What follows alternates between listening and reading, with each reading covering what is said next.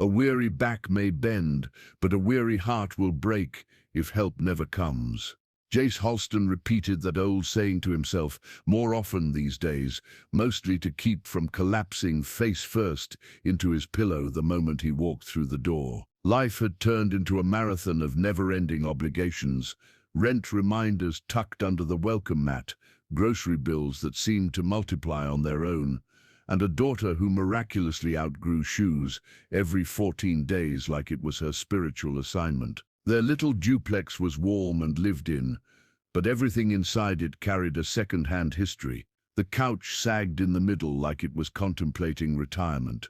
The dining table wobbled if you breathed too hard, and the kitchen light flickered in Morse code whenever someone said anything optimistic. Still, Jace made it work. He worked double shifts at the hardware store, did appliance repairs on weekends, and tried his best to tuck Perry Royce into bed with the kind of calm voice he wished someone had once used for him. But that evening, rain pounding the street like it had unresolved issues, Jace felt hollow enough to crack. He tightened his hood against the cold and walked faster down the sidewalk. Perry was waiting at home with spaghetti leftovers, and he wanted to get to her before she started asking if noodles counted as vegetables. That's when he saw her. A young woman sat on the curb outside an abandoned convenience store, drenched from head to toe. Water dripped from her hood.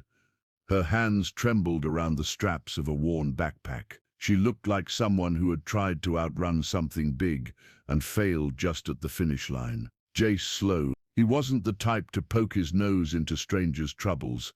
He barely had time to manage his own. But something about her made him stop. Maybe it was the absence of bitterness in her eyes. Maybe it was the quiet dignity in the way she tried to look smaller, like she didn't want to inconvenience the world. "Hey," Jace said gently. "You all right?" She startled, lips parting as if she expected a threat, not kindness. "I'm fine," she murmured. "Just resting." "In the rain?" Jace raised a brow. "Because unless you're a plant, that's a terrible idea." For the first time, she almost smiled. The downpour worsened, splashing against the pavement and soaking Jace's boots. He hesitated. Perry was waiting at home. Dinner needed reheating, and the electric bill sat unpaid on his counter. But leaving this woman alone on a cold sidewalk didn't feel right. "Look," he said, scratching the back of his neck. "I've got a dry couch. It's not pretty, but it doesn't leak. You can warm up, rest a bit, no pressure." She blinked slowly, like she couldn't quite believe someone was offering her refuge. "I don't want to intrude," she whispered.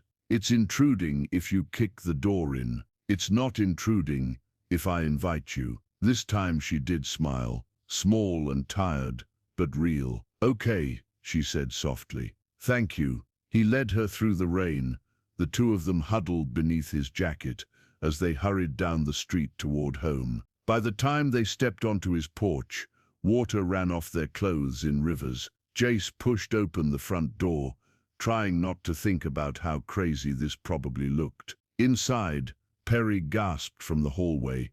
"Daddy, you brought home a person." "She's just cold, sweetheart," Jace said. "Be nice." Perry nodded solemnly. "I'm always nice, except when I'm hungry." Jace groaned. "Don't listen to her. She turns into a tiny dictator at breakfast." The stranger laughed, a soft sound that seemed surprised to exist. Jace gestured toward the couch. "Sit, rest.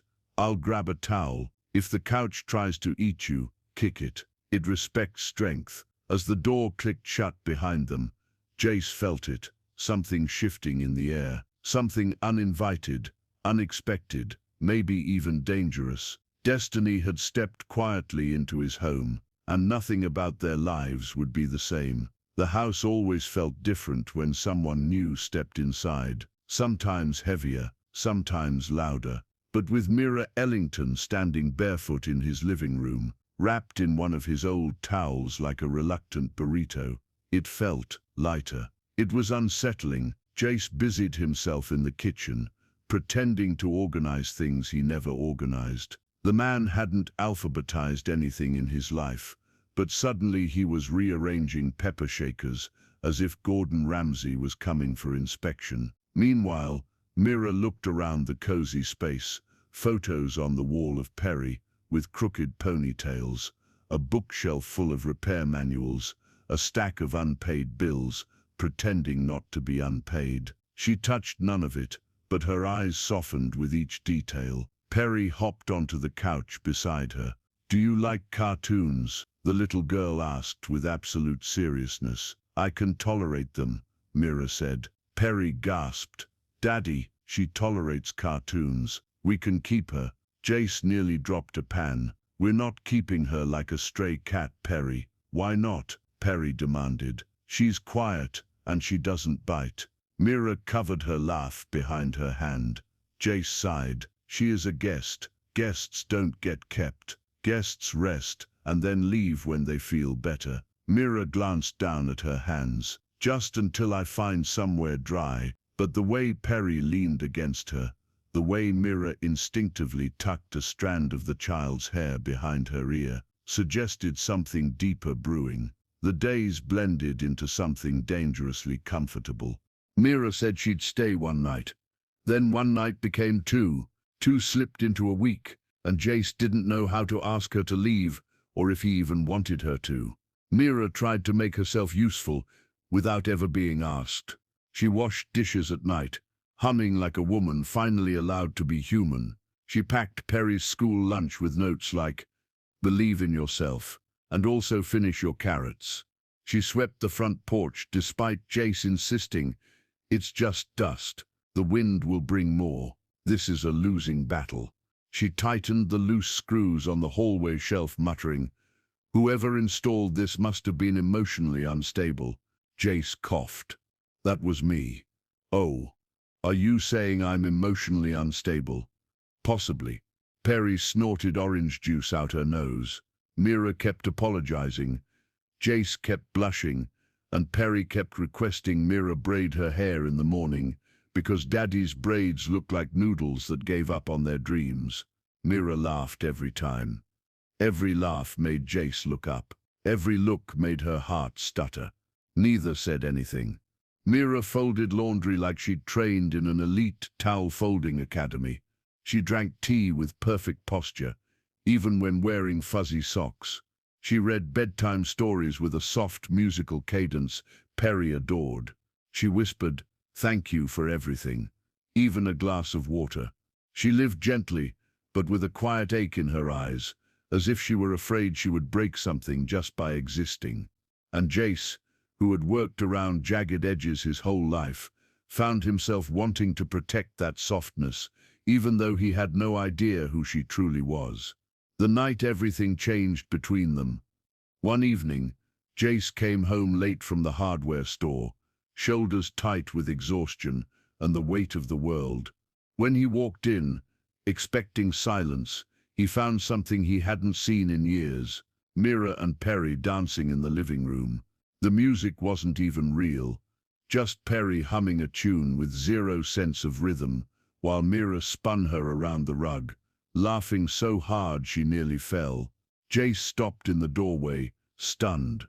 No one had danced in this house since before Perry's mother left. The living room had held more sorrow than joy for so long that Jace forgot joy could fit through the windows.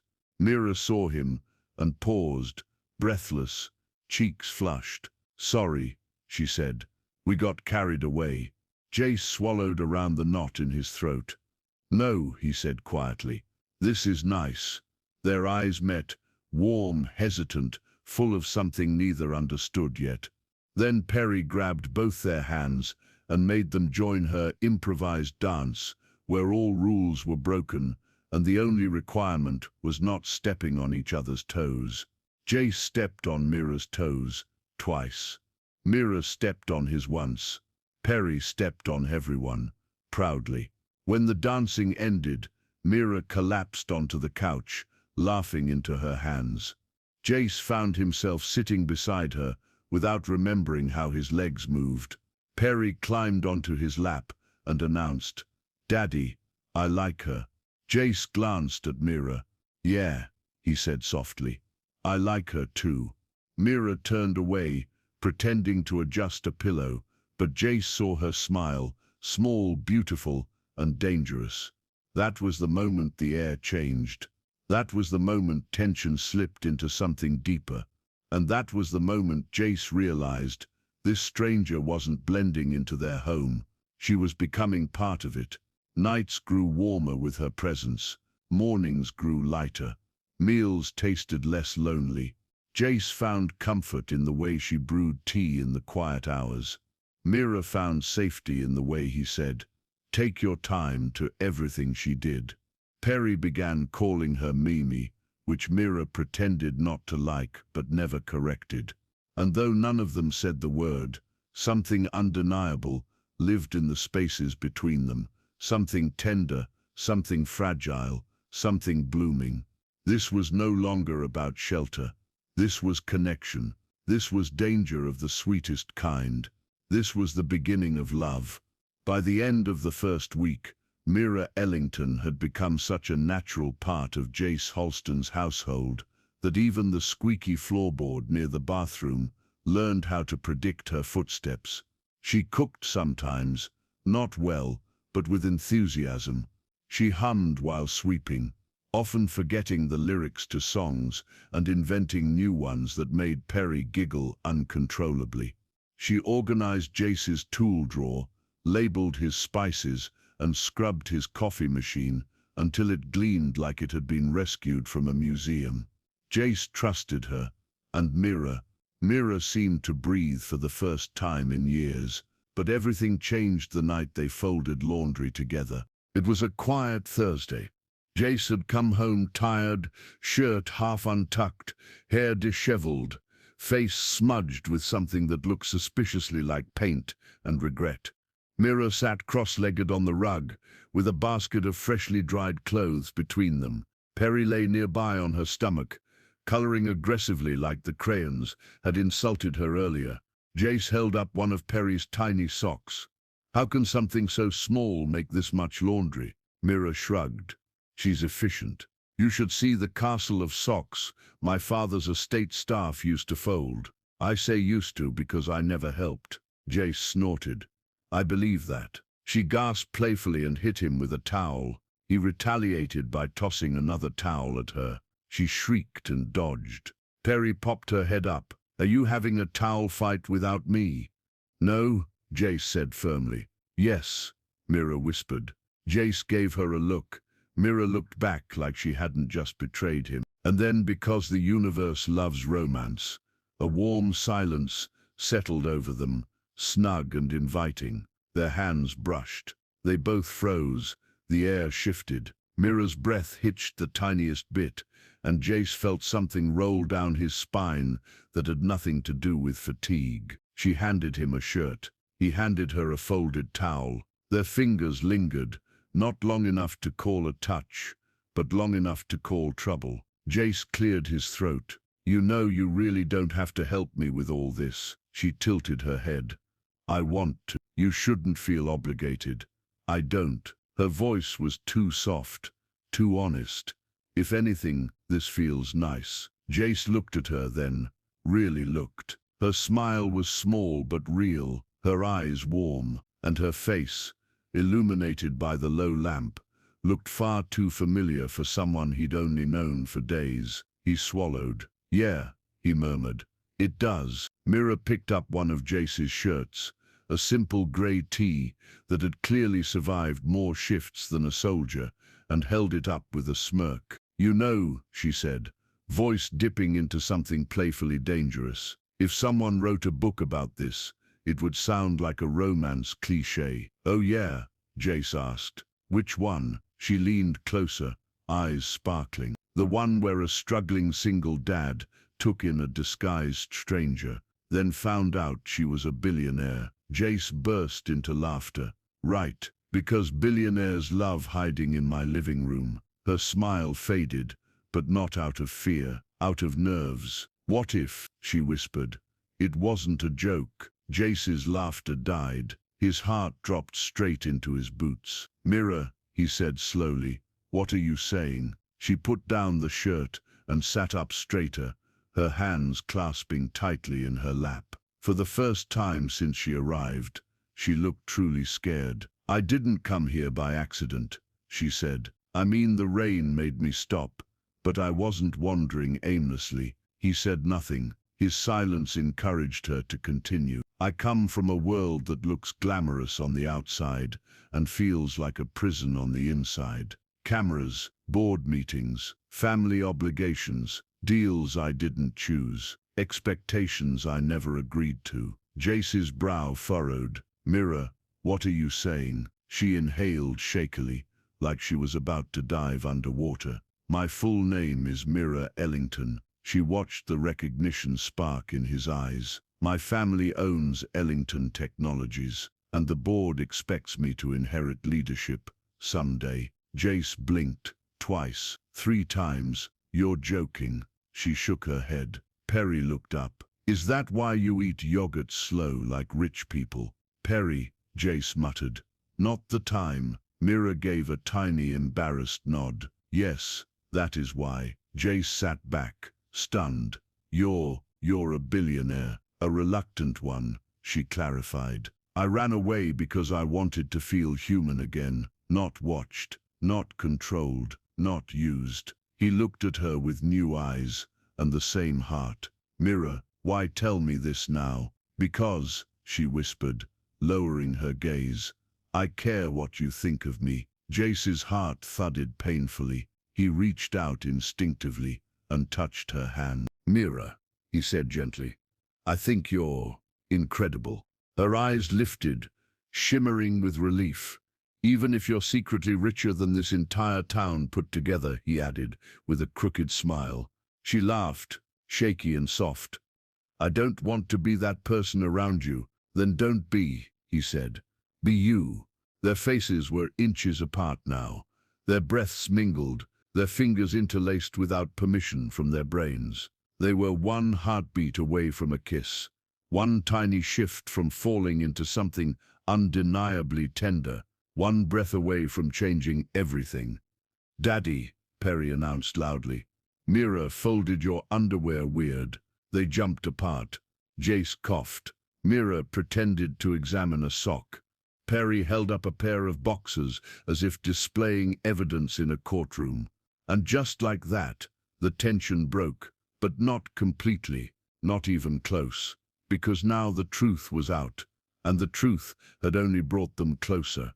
For one glorious night, after the confession, the house felt different, warm, charged, alive. Jace kept catching himself staring at Mira when she wasn't looking, noticing things he hadn't noticed before. The way she tucked her hair behind her ear when she was nervous, the faint dimple that appeared on her left cheek when she laughed too hard, the way she looked at Perry like she was worthy of every gentle thing in the world.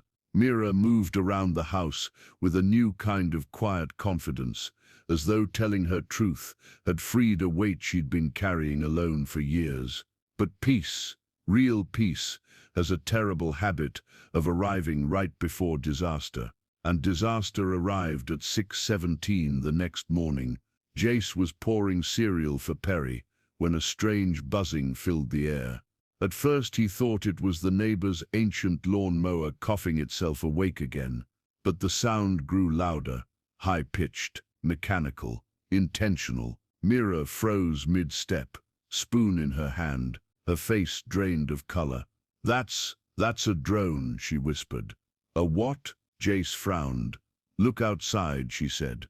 He pulled open the curtain just as a sleek black drone hovered inches from his window, camera blinking, capturing everything.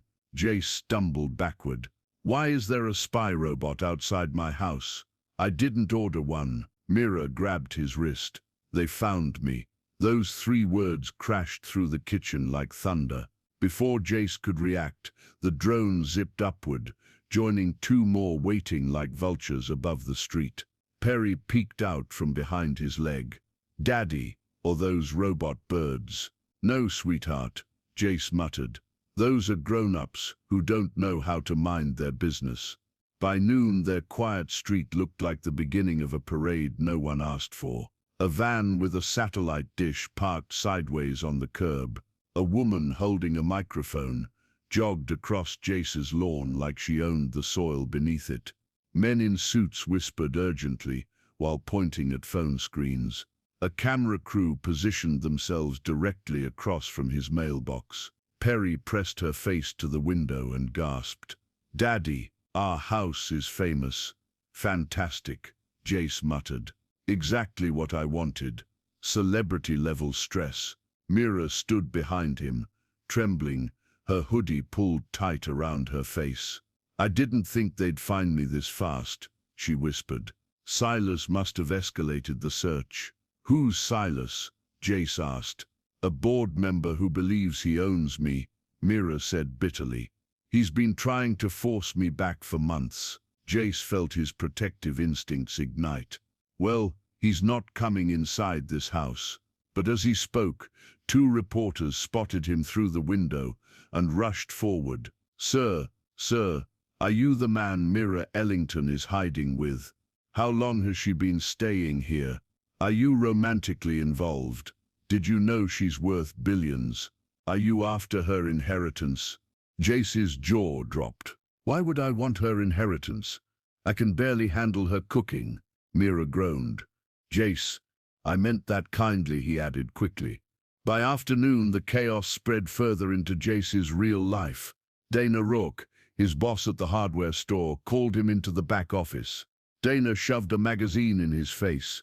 Mira's photo on the cover, clean-shaven, glamorous, all billionaire elegance. "Jace," Dana said, wiping sweat from her forehead, "why is this woman exiting your house?" "Dana, I swear it's not what it looks like," Dana groaned. "Every time someone says that, it is exactly what it looks like. But, Jace, listen to me carefully.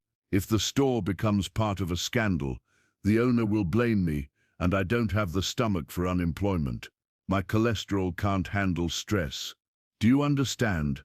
Jace pinched the bridge of his nose.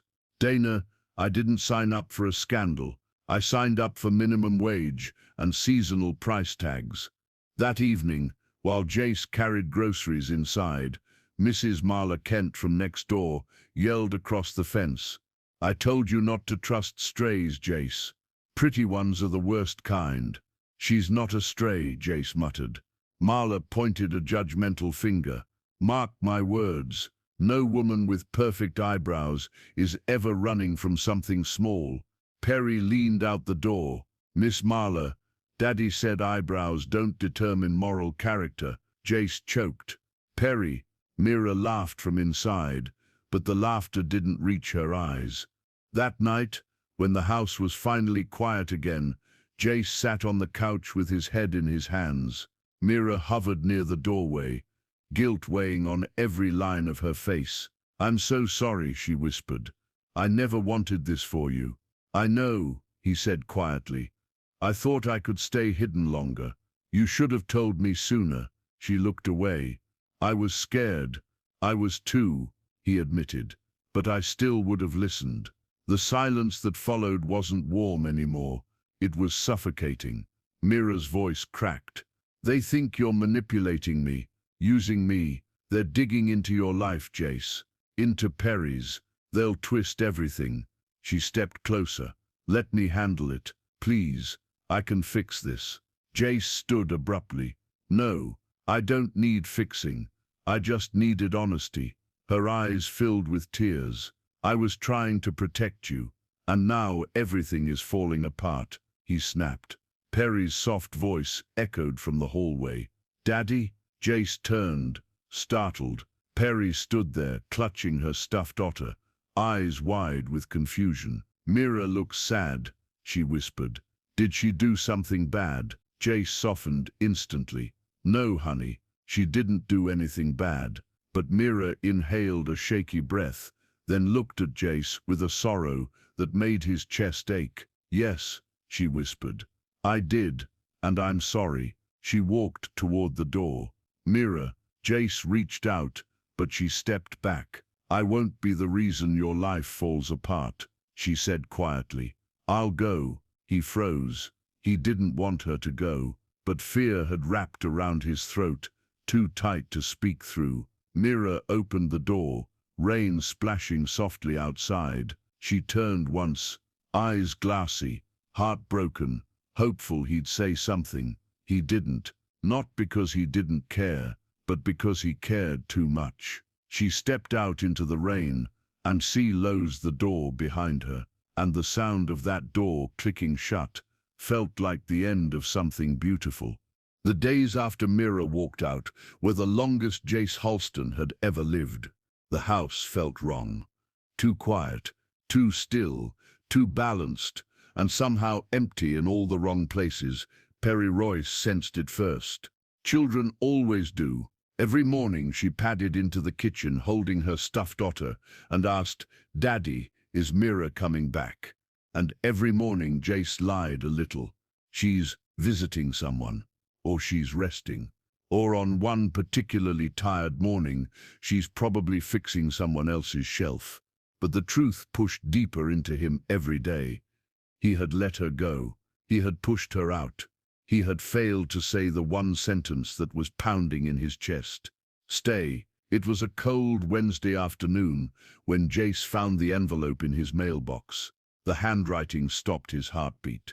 Neat, slanted, familiar. For Jace, not for Mr. Halston, not for the man with the unfortunate coffee habits. Just Jace. His fingers trembled as he tore it open. Inside was a letter written in Mira's careful script. "Jace, I didn't leave because I stopped caring. I left because caring for you put you and Perry in danger. After the drone footage leaked, Silas Moreau contacted my family's legal team. He demanded that I return, or he would begin a formal investigation into anyone associated with me. That included you, your job, your custody of Perry, your entire life. Silas is ruthless, and he wanted leverage, even if it meant destroying someone innocent. So I left before he could take anything from you. But I didn't surrender. I fought back. I hired Cora Linton to challenge Silas and the board. I gave public statements defending your integrity. I forced the board to call an emergency assembly, and I threatened to dissolve my shares if they continued their threats toward your family. I won, Jace. For you, for Perry. I don't know if I will ever deserve to step inside your home again, but you deserve to know the truth." Jace read the letter twice, then a third time, and the fourth time, the words blurred behind tears he didn't even feel coming. She hadn't abandoned him. She had protected him, protected Perry. She had gone to war with billionaires for them. Jace stood for a moment, stunned and breathless. Then he grabbed his keys. "Daddy?" Perry asked from the doorway, clutching her otter. "Where are you going?" "To fix something," he said. "Something I should have fixed a long time ago." He drove across town at a speed that had his old truck making spiritual decisions. He found Mira in front of a small apartment complex, standing alone with a suitcase beside her. She looked smaller, without the warm chaos of his home behind her, like a candle flickering in the open wind. When she saw him, she froze. "Jace?" He didn't speak. He crossed the pavement, pulled her into his arms, and held her as tightly as he dared. Her breath stuttered against his chest. "Jace, I thought you hated me." He shook his head. "I didn't hate you." He leaned closer. "I hated losing you." Mira pressed her forehead against his chest. Her tears warmed through his shirt. "You sent me away," she whispered. "I made a mistake," he whispered back. "The biggest one I've ever made." She pulled back slightly, searching his face. "Why are you here?" "Because," Jace said, voice unsteady, "I don't need your money. I don't need your company. I don't need your last name." He cupped her cheek gently. "I just need you." The kiss that followed wasn't soft. It wasn't shy. It was two people crashing into a future they both wanted. A future they'd both fought for without admitting it, until now. When they finally broke apart, Mira whispered, "What about Perry?" Jace smiled. "She asked for you every morning." Mira exhaled shakily. "I missed her too. And me," he teased. Mira looked at him with a smile. It happened 3 days later. No reporters, no cameras, no Ellington Technologies board members, no billion-dollar spectacle, just a courthouse. A clerk who desperately wanted a lunch break. Jace, Mira, and Perry holding the ring pillow like it contained the secrets of the universe. The ceremony lasted 8 minutes. Perry yawned through half of it. Mira cried through the other half. Jace pretended not to cry, but wiped his eyes when no one was looking. "Do you take this woman?" "Yes," Jace said loudly, immediately. The clerk blinked. "Sir, can I finish?" "Sorry. Continue." Mira laughed, wiping a tear. When the clerk finally announced them husband and wife, Perry jumped into their arms, shouting. Jace kissed Mira again, this time with all the certainty and steadiness he didn't have the first time. She held his face gently and whispered, "I choose this. I choose you. Not my name, not my money, not the world asking for pieces of me." He pressed his forehead to hers. "And I choose you, every day, even on the days we burn the toast." Behind them, the clerk muttered, "Please leave. My sandwich is getting warm." They laughed all the way to the parking lot. In the truck, Perry fell asleep between them, clutching her otter like a guardian. Mira rested her head on Jace's shoulder, her fingers intertwined with his. "Jace," she whispered, "Do you ever regret inviting a stranger into your home?" He turned his head slightly and kissed the top of hers. Not for 1 second. Outside, the town buzzed with rumors and half-truths. But inside that truck, inside that quiet, small world they had built together, everything was exactly as it should be. Married life in the Holston, Ellington household did not begin with fireworks, choir songs, or dramatic confetti cannons. It began with Perry Royce snoring between them on the first night, her stuffed otter wedged on Jace's chest like a territorial bodyguard. Mira Ellington, now Mira Holston, though she whispered the new name to herself like a secret she wanted to memorize, lay awake beside Jace, quietly laughing. "Romantic, isn't it?" Jace whispered sarcastically. "Very," Mira whispered back. "Exactly how I imagined my wedding night, sharing a pillow with a child who kicks." As if on cue, Perry flopped sideways and smacked Jace right in the jaw. Jace groaned. Mira covered her mouth to hide her laughter. The otter, as usual, offered no apology. But underneath the humor was warmth so deep, it softened every part of the night. Because the house was no longer quiet, no longer lonely, no longer waiting for something to change. It had changed. The next morning, Jace attempted to make breakfast, to welcome Mira formally into the family. It went poorly. First, the toaster produced a flaming slice of bread. Mira gasped. "Jace, the toast is on fire." "It's perfectly fine," he insisted, waving the flaming toast in the air. "It's just well done."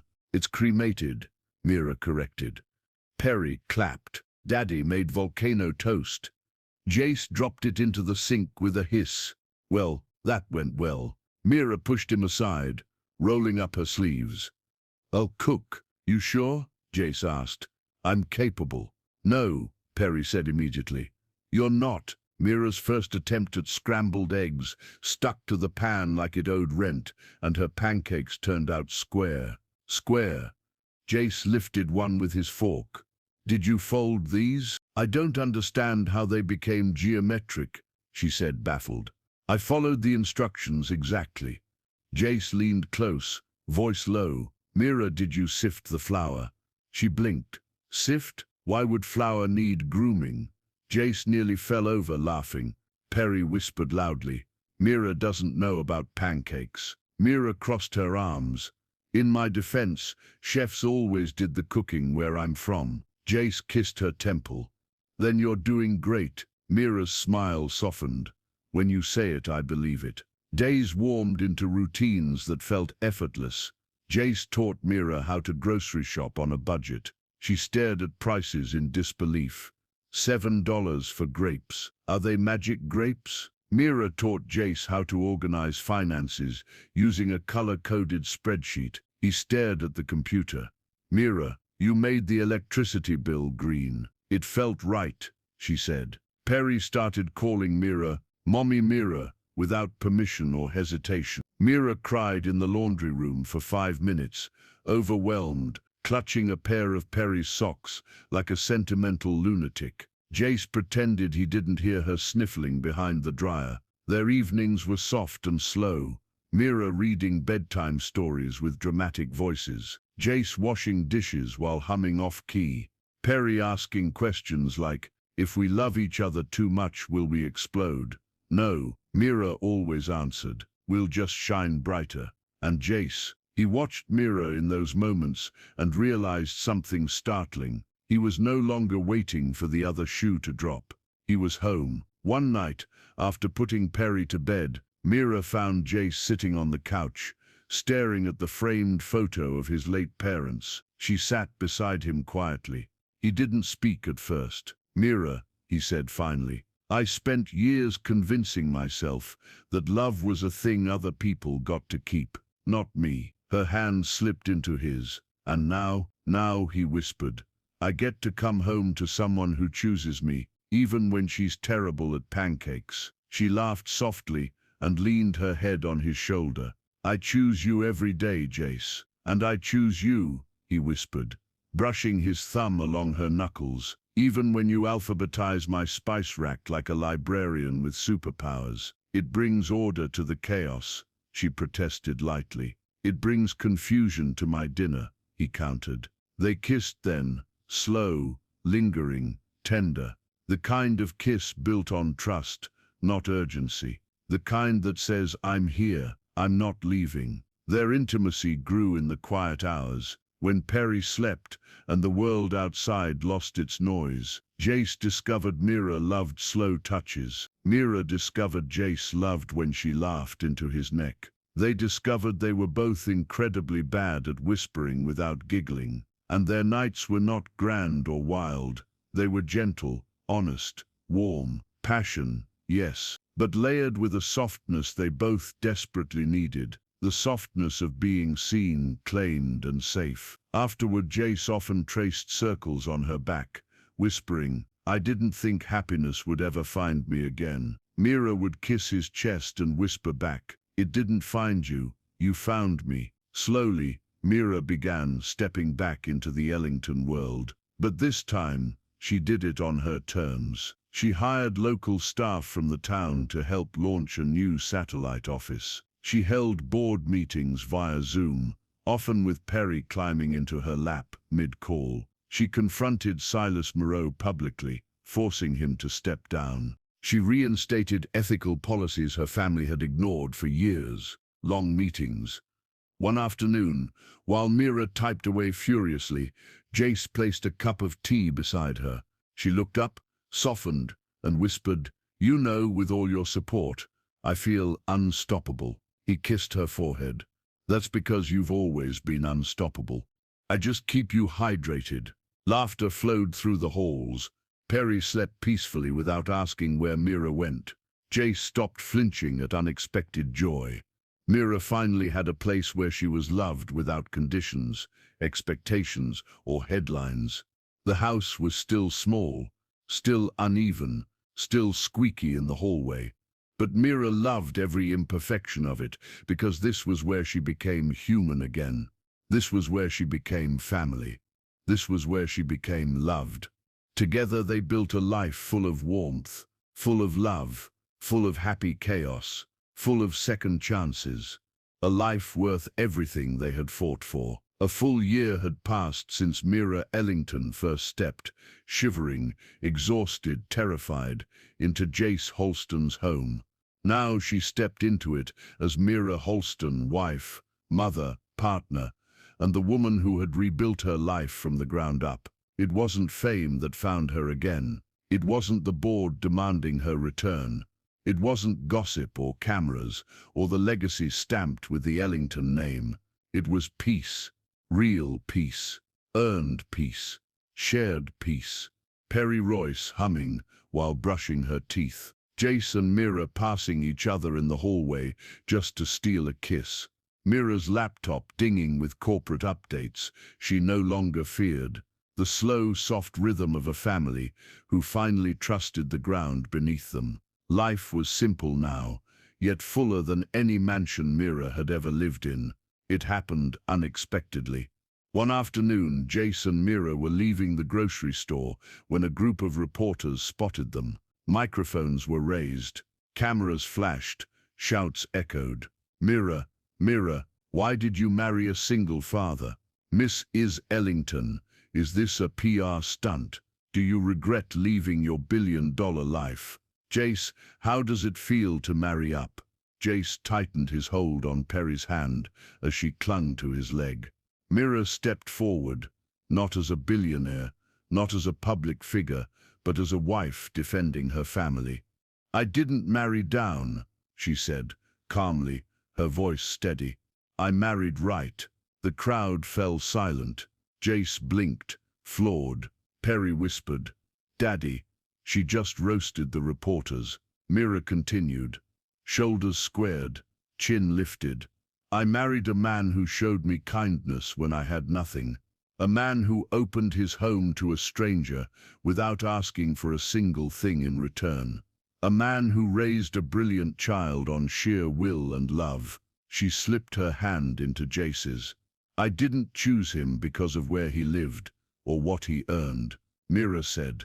"I chose him because his heart was the safest place I had ever known." A few reporters lowered their microphones, visibly moved. One tried again. "But doesn't the difference in wealth?" "There is no difference," Mira said firmly. "Not in the things that matter." She turned to Jace, smiled softly, and just like that, every camera captured the undeniable truth. This wasn't a scandal, wasn't a strategy, wasn't a publicity stunt. It was love, and unshakable. News of Mira's statement spread through the small town like wildfire. Mrs. Marla Kent, who once warned Jace about strays, arrived with cookies humming innocently. Dana Rourke from the hardware store slapped Jace's back so hard he nearly swallowed his tongue. "See? I told you she liked you." "Okay, I didn't tell you, but I suspected it.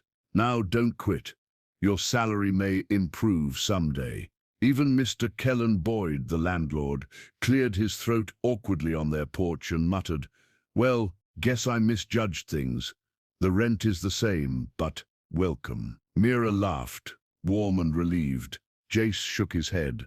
Perry insisted they keep all the cookies. Life didn't magically become perfect, but it became real and honest and shared, and that was more than enough. Perry's drawings covered the fridge like a tiny art exhibit. Mira hosted small community dinners, insisting everyone bring their favorite affordable meal. Jace fixed anything that wobbled, squeaked, or groaned, including Mira's laptop that groaned emotionally.